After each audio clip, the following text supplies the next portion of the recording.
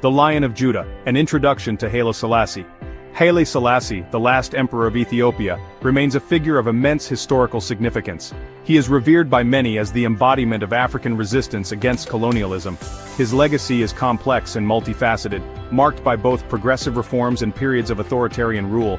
His life story is deeply intertwined with the modernization of Ethiopia and its place on the world stage.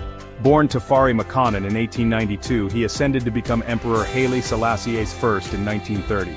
This marked the beginning of a reign that would span 4 decades. During this time, Ethiopia experienced significant transformation.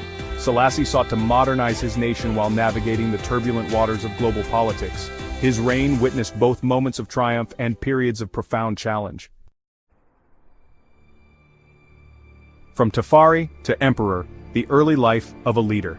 Tafari Makonnen was born into a noble family with close ties to the Ethiopian monarchy. His upbringing provided him with a privileged education and exposed him to the complexities of Ethiopian politics. From a young age he displayed a keen intellect and a strong sense of duty. These qualities would serve him well throughout his life. Tafari's early career was marked by his administrative acumen and his growing influence within the royal court. He served as governor of several provinces where he gained valuable experience in governance. His success in these roles solidified his reputation as a capable and reform-minded leader. This paved the way for his eventual ascension to the throne. Modernizing Ethiopia, reforms and resistance. Upon becoming emperor, Haile Selassie embarked on an ambitious modernization program. He recognized the need for Ethiopia to adapt to the changing world. He sought to strengthen the central government, improve infrastructure, and promote education.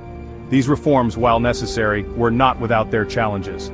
Selassie faced resistance from traditional elites who felt threatened by his modernizing agenda. Despite these obstacles, he pressed forward with his reforms, introducing Ethiopia's first written constitution in 1931. This document, though limited in its scope, represented a significant step towards establishing a more modern and centralized state. Exile and return. World War II and its aftermath. The 1930s saw the rise of fascism in Europe, which would have a profound impact on Ethiopia. Italy, under the rule of Benito Mussolini, invaded Ethiopia in 1935. This brutal invasion and subsequent occupation forced Emperor Haile Selassie into exile. He sought refuge in the United Kingdom, where he became a symbol of resistance against fascism. From exile, Selassie continued to rally international support for Ethiopia's cause.